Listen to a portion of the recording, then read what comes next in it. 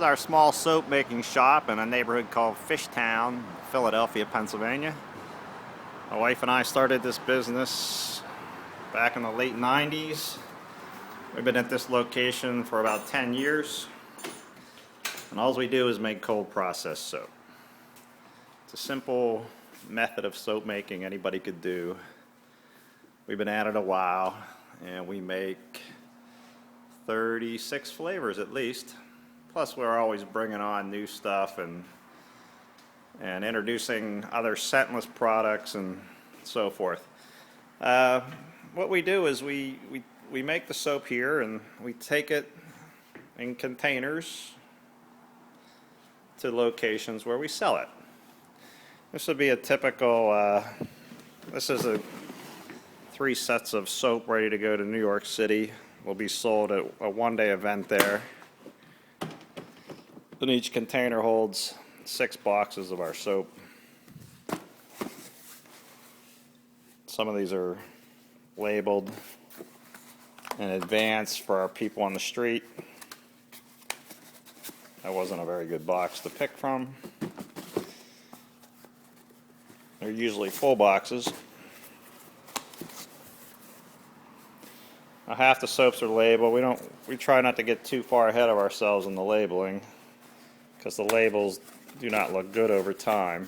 So we need to come up with a solution, maybe a poly coated paper. Cold processed soap is moist. It has a moisture content, and it will cause labels to look bad over time. And here's an example of what I mean by that. This bar here is just a marker, so we know that this is our seaweed selection here. And you can see the label just becomes loose. It gets tatty looking. It's not very nice. So we need to come up with the appropriate media. So here's how we store the soap. We have these little wooden cubbies here that hold different flavors. We make one flavor at a time, usually in blocks of 500 pounds, and we will produce maybe 4 of those blocks of soap at a time. And we have quite a bit of inventory here. Again, this is soap that's actually unlabeled. This is how we store it in these cardboard boxes, and you can see how the boxes absorb the oil. It's the same thing that the paper label does. These boxes are not poly-coated. And what we're hoping for is that before the soap is put in these boxes for storage, that we can run them through a labeling system that would put a label on it that would protect the soap so it stays nice and fresh over the years, over a course of a year. Now here's an example of a tray of soap that we just ran through our cutting system. You can see that's cut into like 96 or 98 bars, I forget. And this is one flavor, lavender, and here's the rest of the lavender. So we had just cut this yesterday. It'll then be separated like this, and we'll dry it on these carts, flip it over, maybe keep it on the carts for about a week. Some flavors we make in smaller batches. These 2 particular ones aren't very quick sellers, so we like to make them smaller so they're always fresh when we're selling them. This is a typical cart load of soap. That's our vetiver peat. That's a whole block. It's a extra large block of oatmeal. It yields a few extra trays. These are all going to be set for drying for the next week and then placed in the boxes for storage. At that point, that's where we'd like to label it. And as you can see, we have quite a few bars here, and this is only part of the batch. We still have the lavender yet to separate, and we made these other we call base soaps or scentless soaps. They're real small batches. Those as well. So we got a total of about 5,000 bars of soap here that need to be labeled. It's a monumental task for one person to do. Now these, before I get into this other thing here, these soap bars are what we call our 4.5 ounce bar.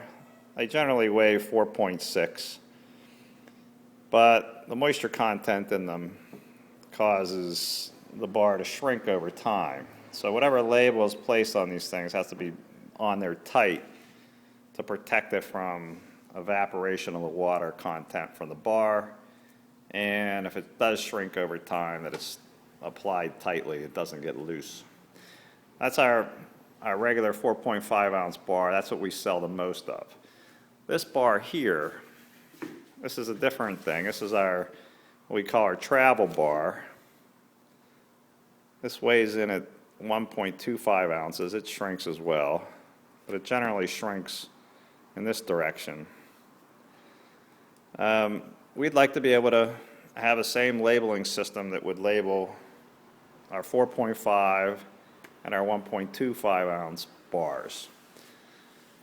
So these bars, when we get the orders, they come in large quantities, and it's a monumental task labeling these. You can see here, this is a smaller order. It's about 2,000 pieces, and it would take one person at least 8 hours to label all this soap, and that's if they're doing it quickly.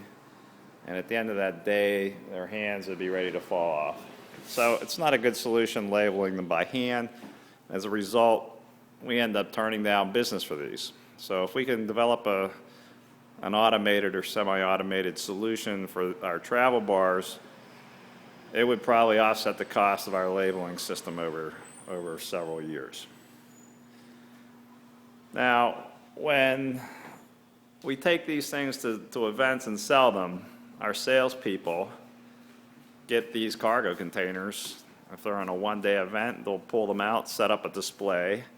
And in the display, we give them a box of stamps, and we give them a bunch of labels. This is a cohesive band. We've been using this for years. It has adhesive on one side and adhesive on the opposite side. You wrap it around the bar by hand, and it looks like this when it's applied. And then we take the stamp and stamp the flavor. Now in those containers there's 6 boxes in each one, so our salespeople have 36 boxes of soap.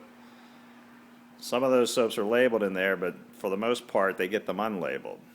So if they're inexperienced, then they have a monumental task of getting a few bars of every flavor labeled, doing it correctly, and dealing with customers who are trying to buy it all at the same time. It's not easy. The people that have worked for us for a while know how to do it, but that always creates a problem. And it sometimes does for ourselves too. When we get to busier locations, we find that we get behind too with trying to keep up labeling the soap. You know, we might sell as few as 300 or 400 bars at one time, but we may have 3 or 4 stands going on. So that's 1,200 bars of soap. And if it's a busy day, we might be doing twice that. And if it's the holidays, 3 or 4 times that. So it gets to be a problem, and we're looking for a solution. We'd like to get something in place by the end of 2012 or the beginning of 2013. We could probably budget something in the $50,000 range towards the end of the year.